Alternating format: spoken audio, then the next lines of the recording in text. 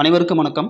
Dead 2025க்கான paper 2 maths மற்றும் science student வந்து நீங்கள் வெற்றி பெறணும் அப்படின்னாக்கா கண்டிப்பாக மேக்ஸ் வந்து ஒரு முக்கிய பங்கு வகிக்கும். நீங்கள் மேக்ஸில் 30 மதிப்பெண்களுக்கு முழு மதிப்பெண் பெறுவதற்கு இதுவரையும் கேட்கப்பட்ட வினாக்கள், அதாவது 2012, 13, 17, 19 லாஸ்ட்டாக நடந்த 2023 வரைக்கும் கேட்கப்பட்ட அனைத்து மேக்ஸ் வினாக்களுக்கும் ஆன்சர் வித் டீட்டெயில் அதனுடைய எக்ஸ்ப்ளனேஷனோடு நம்ம கொடுக்குறோம். இதில் வந்து ஒரு 600 கொஷின்ஸ் இருக்கும். இந்த கொஷின்ஸ் மட்டும் நீங்கள் பார்த்தாலே மேக்ஸில் வந்து கண்டிப்பாக நீங்கள் முழு மதிப்பெண்ணை பெறலாம்.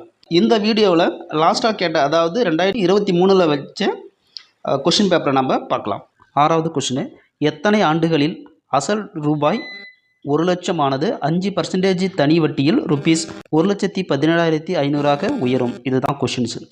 இந்த கொஷின் பார்த்தீங்கன்னாக்கா இது வந்து தனி வட்டி கணக்கு. வந்து தனி வட்டிக்கான ஃபார்முலா வந்து IS = PNR / 100. இந்த ஃபார்முலா நம்மளுக்கு தெரிஞ்சிருக்கணும். சரி, இந்த ஃபார்முலா என்ன அப்படின்னாக்கா, I என்பது என்னன்னாக்கா அந்த வட்டி, எவ்வளோ வட்டி இன்க்ரீஸ் ஆகுதோ அந்த வட்டி, P என்பது அந்த பிரின்சிபல் அமௌண்ட்டு, N என்பது ஆண்டுகள், அதான் காலம், R என்பது ரேட் ஆஃப் இன்ட்ரெஸ்ட் / 100. இப்போ I என்னக்கா வட்டி, அந்த வட்டி எவ்வளோ கொடுத்துருக்காங்க, 1,00,000க்கு 1,17,500. அப்போ இதுக்கும் உள்ள வித்தியாசம் எவ்வளோ, டிஃப்ரென்ஸ் எவ்வளோ அப்படின்னாக்கா 17,500. அப்போ I என்பது என்னன்னாக்கா 17,500. P என்பது என்னன்னாக்கா பிரின்சிபல் அமௌண்ட்டு, இந்த 1,00,000 தான் இந்த இடத்துல Pன்னு வரும். காலம் தான் நம்மளுக்கு தெரியாது, தான் நம்ம கொஸ்டின் கேட்குறோம், கண்டுபிடிக்கணும். ரேட் ஆஃப் இன்ட்ரெஸ்ட் அப்படின்னாக்கா 5%.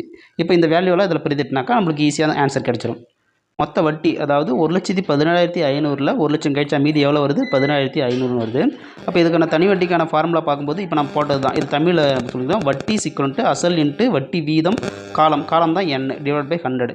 இப்போ இந்த வேல்யூவில் பிரதிடுங்க, அதாவது 17,500 = 1,00,000 இன்ட்டு 5 தான் % இன்ட்டு காலம், காலம் தான் N நம்ம கண்டுபிடிக்கணும், இன்ட்டு 100. இப்போ இதை நம்ம கேன்சல் பண்ணாக்கா பாருங்கள், இந்த 100க்கு இந்த 2 0 கேன்சல் ஆகும். அப்போ எத்தனை இருக்குது அப்படின்னா 1000 இருக்கும், இங்கே 5 இருக்கும். அப்போ 1000 × 5 எவ்வளோ, 5000 வரும். இங்கே 17,500 இருக்குது. அப்போ நம்ம காலம் தான் கண்டுபிடிக்கணும்.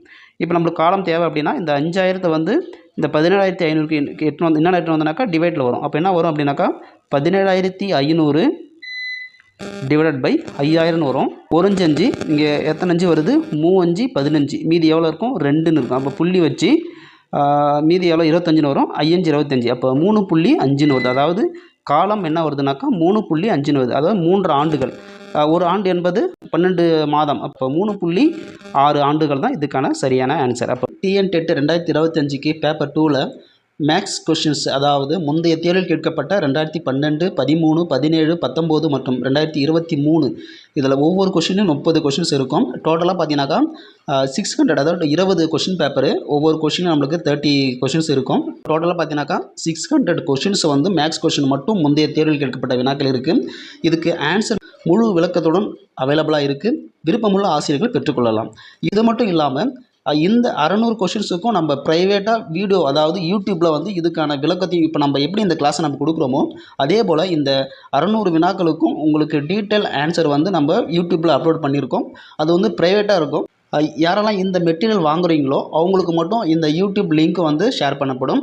அடுத்தது 7வது கொஸ்டின், 25 மாணவர்களின் சராசரி மதிப்பெண் 78.4. இங்கு 96 என்ற மதிப்பெண்ணானது 69 என்று தவறுதலாக எடுக்கப்பட்டது கண்டறியப்பட்டது எனில் மதிப்பெண்களுக்கான சரியான சராசரியை காண்க.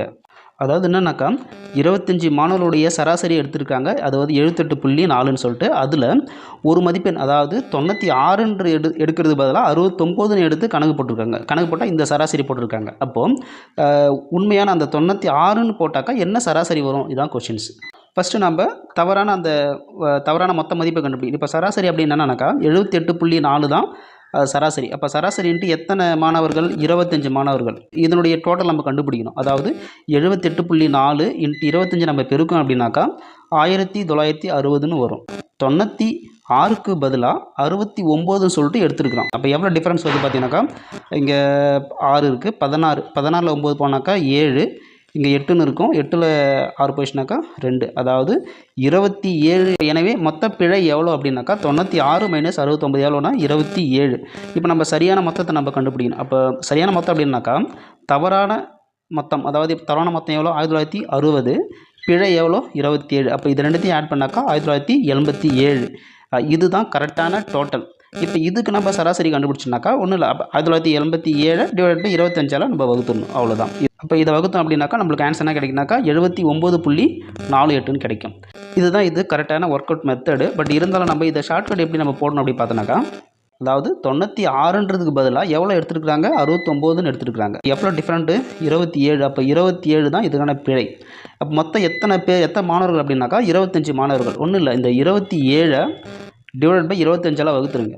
ஒரு 25 1, மீதி இங்கே 2ன்னு வரும். அப்போது புள்ளி வச்சு நம்ம இங்கே ஒரு 0 சேர்த்துக்கலாம். மறுபடியும் நம்ம இதை அடிக்க முடியாது. அதனால் என்ன பண்ணோம்னாக்கா இங்கே 0 இங்கே ஒரு 0 ஆட் பண்ணி நம்ம இங்கே ஒரு 0 போட்டுக்கிறோம். இப்போ அடிக்கலாம். ஒரு 25 4 25 100. அப்போ 8 25 200 வரும். அப்போது இந்த இடத்துல 8 1.08. அப்போ இந்த 1.08 ஏற்கனவே இருந்த அந்த பழைய சராசரி இருக்குல்ல, அது கூட இதை ஆட் பண்ணாக்கா அதுதான் புதிய சராசரி, கரெக்டான சராசரி. அப்போ ஏற்கனவே என்ன சராசரி இருந்தது அப்படி பார்த்தோம்னாக்கா அது 78.4. அப்போது 78.4ன்னு இருந்தது. புதுசாக நம்ம ஆட் பண்ணும்போது 1.08 நம்ம ஆட் பண்ணாக்கா 8 இங்கே 4.81 9 7. இப்போ 79.48ன்னு வரும். கரெக்டான ஆன்சர் வந்து பி ஆப்ஷன் 79.48.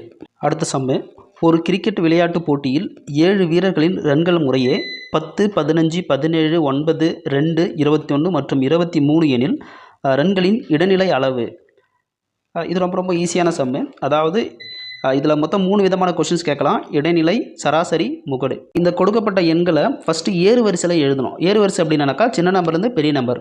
இப்போ ஃபஸ்ட் நம்பர் என்னது 2, அடுத்தது பார்த்தோம் அப்படின்னாக்கா 9, அடுத்தது 10, அடுத்தது 15, அடுத்தது 17, அடுத்தது பார்த்தோம் அப்படின்னாக்கா 21, லாஸ்ட் நம்பர் 23. அப்போ டோட்டலாக இதில் எத்தனை நம்பர் இருக்குன்னு பார்க்குறீங்க? 1 2 3 4 5 6 7 நம்பர். இந்த 7 நம்பரில் சென்டரில் எந்த நம்பர் இருக்குது அப்படி பார்த்தீங்கன்னாக்கா இதில் ஒரு 3 நம்பர் நம்ம போயிடும், இதில் அதே போல் ஒரு 3 நம்பர் போயிடும். இப்போ நடுவில் என்ன நம்பர் இருக்குது அப்படின்னாக்கா 15. இதுதான் இதுக்கான இடைநிலை. இதுக்கான எக்ஸ்ப்ளனேஷன் நம்ம கொடுத்துருக்குறோம் பாருங்கள். எண்களை ஏறு வரிசையில் அமைக்கணும். அந்த மொத்த எண்கள் 7ன்றதுனால அது நடு எண் என்ன அப்படின்னாக்கா 15. அப்போ இதுக்கான ஆன்சர் வந்து 15 தான். அடுத்தது 9வது சம்மு, பொருத்தமான எண்களை நிரப்புக. அதாவது என்ன கொடுத்துருக்கோம் அப்படின்னாக்கா 8:- அதே போல் ரேஷியோ போட்டுட்டு டேஷ் ஈஸ்ட்டு 3 இப்படி கொடுத்துருக்காங்க. இந்த டேஷ் நம்ம கண்டுபிடிக்கணும். சப்போஸ் நம்ம இந்த 2 வேல்யூ நம்மளுக்கு தெரியாது அப்படின்னாக்கா இதை நம்ம எக்ஸ்ன்னு எடுத்துக்கலாம், இதை ஒய்ன்னு எடுத்துக்கலாம். அப்போ இதை எப்படி நம்ம மாற்றிக்கலாம்னாக்கா 8/xன்னு நம்ம எடுத்துக்கலாம். இது ஈக்குவல் போட்டு இதை வந்து y/3ன்னு எடுத்துக்கலாம். அப்போ இது 2 ஈக்குவல் இருக்கிறதுனால இது கிராஸ் மல்டிப்ளை பண்ணனாக்கா எக்ஸால் ஒய் இருக்குனாக்கா xy இஸ் ஈக்குவல் டு 8 × 3, அதாவது 8 × 3ன்னு வரும். அப்போ 8 3 24. அப்போது இந்த 2 நம்பரையும் பெருக்குனாக்கா ரேஷியோ என்னது 24 வருது. அப்போது 24 வர்ற மாதிரி கொடுக்கப்பட்ட அந்த ஆப்ஷனில் அந்த ரேஷியோ இருக்கா பாருங்கள். First A1 பார்த்தோன்னாக்கா 6 4 24. அப்போது ஃபஸ்ட் ஆப்ஷன் வருது. அதே போல் செகண்ட் ஆப்ஷன் பாருங்கள் 4 6 24, 2 ஆப்ஷன் வருது. அப்போது இந்த 2 ஆப்ஷனுமே இதுக்கான சரியான ஆன்சர்.